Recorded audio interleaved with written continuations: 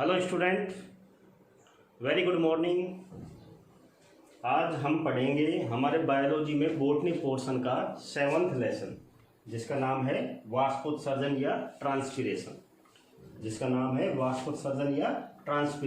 ठीक है बच्चों, तो सबसे पहले हम बात करते हैं वाष्पोत्सर्जन की डेफिनेशन या परिभाषा की। वाष्पोत्सर्जन कहते किसे? तो पौधों के वायवीय भागों द्वारा जल का जल वाष्प के रूप में हानि होना, क्या कहलाता है? वाष्पोत्सर्जन कहलाता है। ठीक है, अब ये वाष्पोत्सर्जन की जो क्रिया है, ट्रांसपीरेशन की जो क्रिया है, वो किसके माध्यम से होती है? तो पेड़ पौधों में कुछ विशिष्ट संरचना वाले छोटे छोटे सूक्ष्म छिद्र पाए जाते हैं। उन छिद्रों को हम रंध्र या स्टोमेटा बोलते हैं। तो वाष्पोत्सर्जन की जो क्रिया है वो स्टोमेटा या रंध्र के द्वारा होती है। ठीक है बच्चों, अब पेड़ पौधों द्वारा जो कुल अवशोषित किया जाता है जल, उसका 90 से 99% भाग जल द्वारा जल वाष्प के रूप में बाहर निकल जाता है, या 90 से 99% जल हानि किसके माध्यम से होती है? वाष्पोत्सर्जन के माध्यम से होती है। किसके माध्यम से होती है? वाष्पोत्सर्जन के माध्यम से। ठीक है बच्चों, तो ये तो हो गई डेफिनेशन की बात। वाष्पोत्सर्जन की बात करते हैं अब हम वाष्पोत्सर्जन के प्रकार कि ट्रांसपीरेशन कितने प्रकार का होता है। ठीक है, तो पेड़ पौधों में ट्रांसपीरेशन की या वाष्पोत्सर्जन की क्रिया 3 विधि से होती है, या 3 प्रकार का वाष्पोत्सर्जन पाया जाता है। कौन कौन सा? नंबर 1 रंध्रीय वाष्पोत्सर्जन, जिसको हम बोलते हैं स्टोमेटल ट्रांसपीरेशन। ठीक है, नंबर 2 उपत्वचीय वाष्पोत्सर्जन, जिसको हम बोलते हैं क्यूटिकुलर ट्रांसपीरेशन। तीसरा है हमारा वातरंध्रीय वाष्पोत्सर्जन, जिसको हम बोलते हैं लेंटिकुलर ट्रांसपीरेशन। ठीक है बच्चों, तो सबसे पहले हम बात करते हैं रंध्रीय वाष्पोत्सर्जन की। किसकी बात करेंगे? रंध्रीय वाष्पोत्सर्जन की।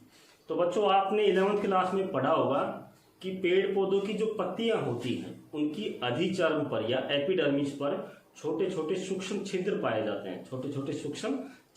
जाते हैं, जिनको हम क्या बोलते हैं? रंध्र या स्टोमेटा बोलते हैं। तो रंध्र या उन स्टोमेटा के द्वारा जब जल वाष्प के रूप में बाहर निकलता है, या उन रंध्रों के द्वारा जब वाष्पोत्सर्जन की क्रिया होती है, तो उसको हम रंध्रीय वाष्पोत्सर्जन बोलते हैं। क्या बोलते हैं? रंध्रीय वाष्पोत्सर्जन। ठीक है, अब इस वाष्पोत्सर्जन के द्वारा 50 से 97% वाष्पोत्सर्जन कौन सी विधि के द्वारा होता है? पाठकों में रंध्रीय वाष्पोत्सर्जन के द्वारा। किस विधि के द्वारा? रंध्रीय वाष्पोत्सर्जन विधि के द्वारा। ऑलराइट, बात करते हैं अब हम उपत्वचीय वाष्पोत्सर्जन की। तो मरुद्भिद पादपों में जो एपिडर्मिस होती है या जो अधिचर्म होती है, उसके ऊपर एक एकोष्कीय परत पाई जाती है। एक मोम जैसी मोटी एकोष्कीय परत पाई जाती है, जिसको हम क्या बोलते हैं? उपत्वचा या क्यूटिकल बोलते हैं। ठीक है, जो कि जल के लिए क्या होती है? अपारगम्य होती है। अर्थात वाष्पोत्सर्जन की क्रिया को रोकती है। लेकिन कुछ स्थानों पर ये जो क्यूटिकल है, ये क्यूटिकल की जो लेयर है बहुत ही पतली होती है, या जगह जगह पर टूटी हुई होती है। उस दशा में उस स्थान से जल वाष्प के रूप में बाहर निकलता है, तब उसको हम क्या बोलते हैं? उपत्वचीय वाष्पोत्सर्जन या क्यूटिकुलर ट्रांसपीरेशन बोलते हैं। ठीक है, इस विधि के द्वारा 3 से 10% कितना? 3 से 10% वाष्पोत्सर्जन इस विधि के द्वारा संपन्न होता है। तीसरा है हमारा वातरंध्रीय वाष्पोत्सर्जन या लेंटिकुलर ट्रांसपीरेशन। ठीक है बच्चों, तो पादपों के जो काष्ठीय तने होते हैं या फलों के ऊपर सूक्ष्म छिद्र पाए जाते हैं, जिनको हम क्या बोलते हैं? वातरंध्र बोलते हैं। क्या बोलते हैं? वातरंध्र। ठीक है, इन वातरंध्रों से भी जल की कुछ मात्रा जल वाष्प के रूप में बाहर निकलती है। उस दशा में उसको हम क्या बोलेंगे? वातरंध्रीय वाष्पोत्सर्जन बोलेंगे। ठीक है, हालांकि इस विधि के द्वारा जल वाष्प या जल की हानि बहुत ही कम होती है। कितनी होती है? 0.1%। वाष्पोत्सर्जन किस विधि के द्वारा होता है? वातरंध्रीय वाष्पोत्सर्जन के द्वारा होता है। ठीक है बच्चों, तो ये था वाष्पोत्सर्जन के प्रकार। ठीक है, अब हमने पहले ही कहा कि मैक्सिमम वाष्पोत्सर्जन किसके माध्यम से हो रहा है? रंध्र के माध्यम से, जिसको हम क्या बोल रहे हैं? रंध्रीय वाष्पोत्सर्जन। क्या बोल रहे हैं? रंध्रीय वाष्पोत्सर्जन। और आपके सिलेबस में भी ब्रीफ नॉलेज या डिटेल में किसके बारे में दे रखा है? रंध्रीय वाष्पोत्सर्जन के बारे में। तो हम अब डिटेल से किसको पढ़ेंगे? रंध्रीय वाष्पोत्सर्जन को। ठीक है, अब हमें पता है कि रंध्रीय वाष्पोत्सर्जन कहाँ हो रहा है? पत्तियों में स्थित स्टोमेटा के द्वारा। तो सबसे पहले हमें किसको पढ़ना होगा? पत्ती की संरचना को पढ़ना होगा और उसके बाद रंध्र की संरचना को पढ़ना होगा। ठीक है बच्चों, तो रंध्रीय वाष्पोत्सर्जन में सबसे पहले पढ़ेंगे हम पर्ण की संरचना। ठीक है, तो अब हम पढ़ते हैं पर्ण की संरचना के बारे में। तो अब हम डिटेल से पढ़ेंगे रंध्रीय वाष्पोत्सर्जन को। किसको डिटेल से पढ़ेंगे? रंध्रीय वाष्पोत्सर्जन या स्टोमेटल ट्रांसपिरेशन को। ठीक है, अब रंध्रीय वाष्पोत्सर्जन को पढ़ने से पहले हमें किसके बारे में पढ़ना पड़ेगा? पर्ण की संरचना के बारे में और रंध्र की संरचना के बारे में। पर्ण की संरचना के बारे में और रंध्र की संरचना के बारे में। ठीक है बच्चों, तो सबसे पहले हम बात करते हैं पर्ण की संरचना की। किसकी बात करते हैं? पत्ती की संरचना या पर्ण की संरचना की। ठीक है, तो आपको पता है कि जो पर्ण 11वीं क्लास में आपने पढ़ा था कि पर्ण की जो सतह होती है, तो पर्ण की दो सतह होती है, ऊपरी सतह और निचली सतह। ऊपरी सतह को हम ऊपरी अधिचर्म और निचली सतह को निचली अधिचर्म बोलते हैं। ठीक है, या ऊपरी बाह्य त्वचा और निचली बाह्य त्वचा बोलते हैं। ठीक है, अब ऊपरी अधिचर्म और निचली अधिचर्म जो होती है उनके बीच में क्या होता है? पर्ण मध्योतक होता है। क्या होता है? पर्ण मध्योतक। 11वीं क्लास में पढ़ा है। पर्ण मध्योतक में क्या होता है? मृदुत की कोशिकाएं होती है, हरित लवक युक्त मृदुत की कोशिका होती है। ठीक है, तो ऊपरी अधिचर्म और निचली अधिचर्म के बीच में मृदुत की कोशिका पाई जाती है, जो कैसी होती है? हरित लवक युक्त। उसको हम क्या बोलते हैं? पर्ण मध्योतक बोलते हैं। क्या बोलते हैं? पर्ण मध्योतक। ठीक है, अब जो द्विबीजपत्री पर्ण होती है, जिसको हम पृष्ठधारी पर्ण भी बोलते हैं, द्विबीजपत्री जो पर्ण होती है जिनको हम पृष्ठधारी पर्ण, पृष्ठधारी पर्ण आपने पढ़ा है। पृष्ठधारी पर्ण किसे कहते हैं? ऐसी पर्ण जिसकी एक सतह पर या ऊपरी सतह पर प्रकाश अधिक गिरता है, किसकी अपेक्षाकृत? निचली सतह की अपेक्षाकृत। ठीक है, या जिनकी निचली सतह पर रंध्र की संख्या अधिक होती है, किसकी अपेक्षाकृत? ऊपरी अधिचर्म की अपेक्षाकृत। उनको हम पृष्ठधारी पर्ण बोलते हैं। तो पर्ण जो मध्योतक है वो द्विबीजपत्री पर्ण या पृष्ठधारी पर्ण में दो भागों में विभेदित होता है, खंभ और स्पंजी उत्तक में। किसमें विभेदित होता है? खंभ और स्पंजी उत्तक में। खंभ उत्तक होता है जो ऊपरी अधिचर्म की तरफ होता है और स्पंजी उत्तक निचली अधिचर्म की तरफ होता है। ठीक है भैया, तो द्विबीजपत्री पर्णों में पर्ण मध्योतक, खंभ उत्तक में स्पंजी उत्तक में विभेदित होता है। ठीक है, अब जो रंध्रों की उपस्थिति है वो दोनों अधिचर्मों पर भी हो सकती है या एक अधिचर्म पर भी हो सकती है, या दोनों अधिचर्म पर रंध्र मिलेंगे। तो जब पर्ण के दोनों अधिचर्म पर रंध्र मिलेंगे, ऐसा किसमें होता है? समद्विपार्श्विक पर्णों में। किसमें होता है? समद्विपार्श्विक पर्णों में, जो एक बीजपत्री पादपों में पाई जाती है। समद्विपार्श्विक पर्ण किसे बोलते हैं? 11वीं क्लास में आपने इस टॉपिक को पढ़ा है। ऐसी पर्ण जिनकी ऊपरी और निचली अधिचर्म जो है उनकी मोटाई और संरचना समान हो, मोटाई और संरचना समान हो और दोनों सतह पर सूर्य का प्रकाश बराबर मात्रा में गिरे, ऐसी पर्णों को हम क्या बोलते हैं? समद्विपार्श्विक पर्ण। ठीक है, कहाँ पाई जाती है? एक बीजपत्री पादपों में। तो समद्विपार्श्विक जो पर्णें होती है उनकी दोनों अधिचर्मों पर, निचली और ऊपरी दोनों अधिचर्मों पर रंध्र उपस्थित होते हैं। ठीक है, ऐसी पर्णें जैसे पृष्ठधारी पर्णें, तो कुछ पर्णें ऐसी है जिनकी केवल एक ही अधिचर्म पर रंध्र पाए जाते हैं। कैसी पर्ण होती है? वो पृष्ठधारी पर्ण होती है। कैसी होती है? पृष्ठधारी पर्ण। किसमें पाई जाती है? द्विबीजपत्री पादपों में। द्विबीजपत्री पादपों में जो पर्णें पाई जाती है या जो पत्तियां पाई जाती है वो कैसी होती है? पृष्ठधारी। उनकी निचली अधिचर्म पर रंध्र अधिक मिलते हैं, किसकी अपेक्षाकृत? ऊपरी अधिचर्म की अपेक्षाकृत। क्यों? क्योंकि ऊपरी अधिचर्म में सूर्य का प्रकाश सीधा गिरता है तो वाष्पोत्सर्जन ज्यादा होगा, तो वहां रंध्र की संख्या क्या होती है? कम होती है, वाष्पोत्सर्जन की दर को कम करने के लिए। ये अनुकूलन है एक। ठीक है, तो रंध्रों की जो उपस्थिति है वो दोनों अधिचर्मों पर भी हो सकती है और एक अधिचर्म पर भी हो सकती है। दोनों अधिचर्मों पर जब होगी, कैसी पत्तियों होती है? समद्विपार्श्विक पत्तियों में। और एक अधिचर्म पर कौन सी पत्तियों में होती है? पृष्ठधारी पत्तियों में होती है। ठीक है बच्चों, अब हम बात करते हैं रंध्रों की उपस्थिति के आधार पर पर्णें कितने प्रकार की या पत्तियां कितने प्रकार की होती है? तो रंध्रों की उपस्थिति के आधार पर पत्तियां 3 प्रकार की होती है। पत्तियां 3 प्रकार की होती है। कौन कौन सी? अधोरंध्री पर्ण। कौन सी? अधोरंध्री पर्ण, जिसको हम बोलते हैं हाइपोस्टोमेटिक लीफ। क्या बोलते हैं?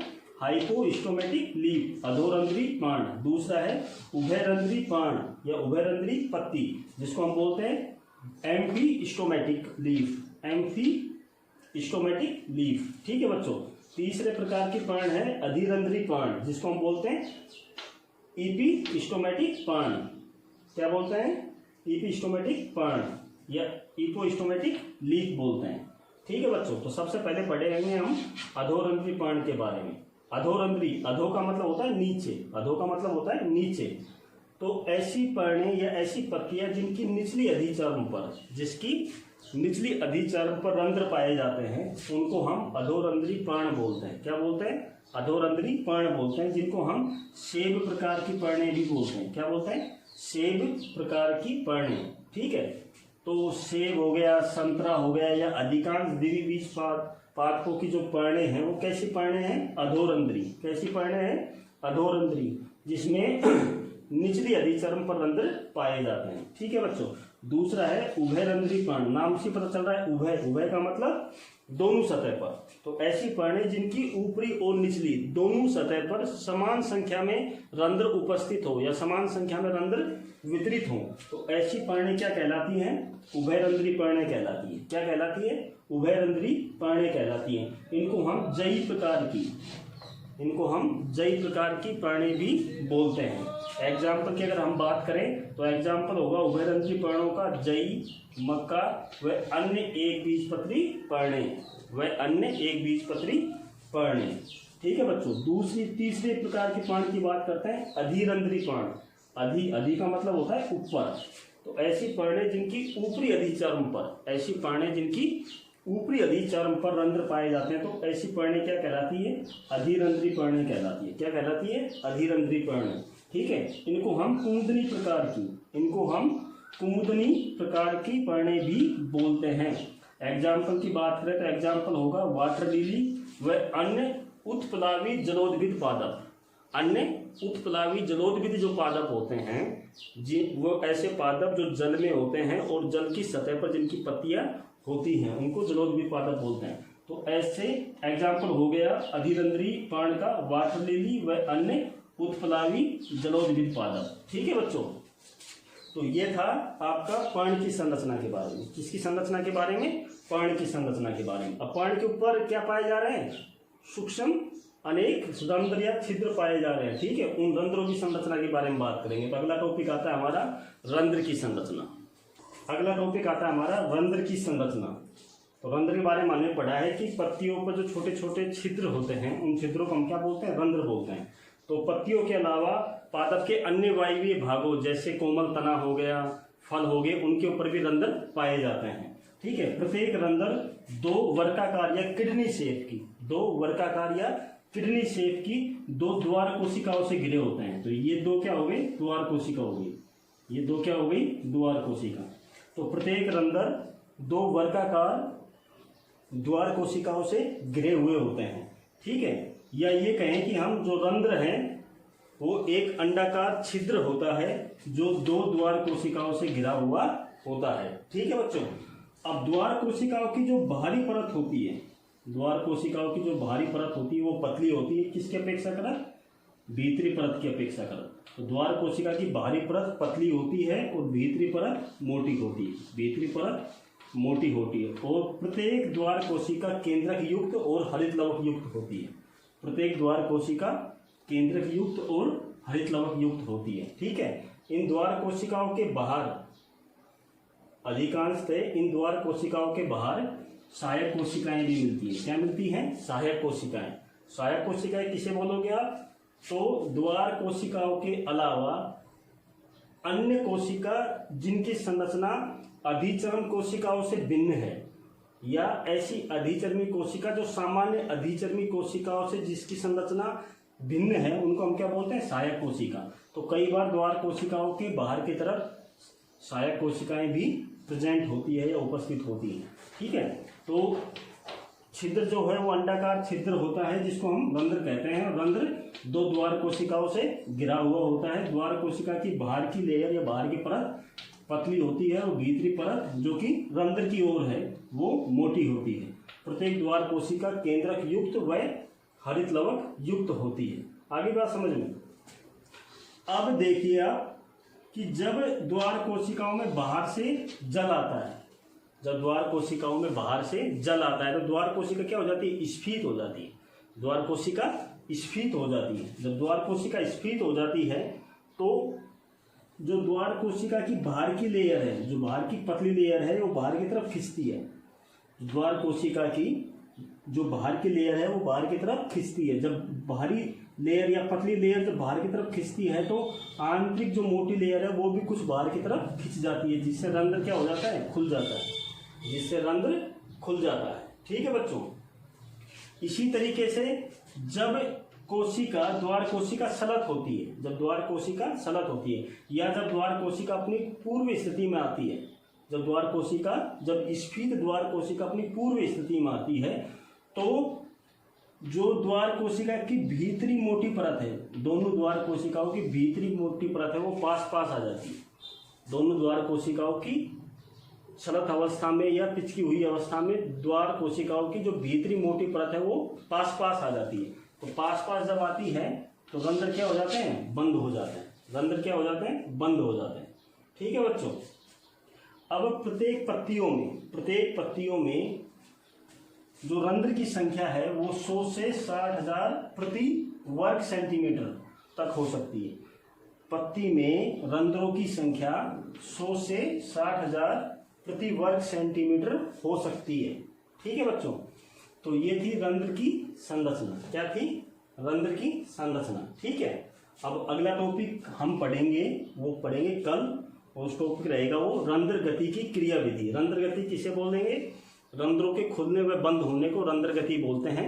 तो कल हमारा टॉपिक रहेगा रंध्र गति की क्रिया विधि, मैकेनिज्म ऑफ स्टोमेटा या stomatal movement, mechanism of stomatal movement. ये टॉपिक पढ़ेंगे हम कल। ठीक है। आज के लिए इतना ही। ठीक है।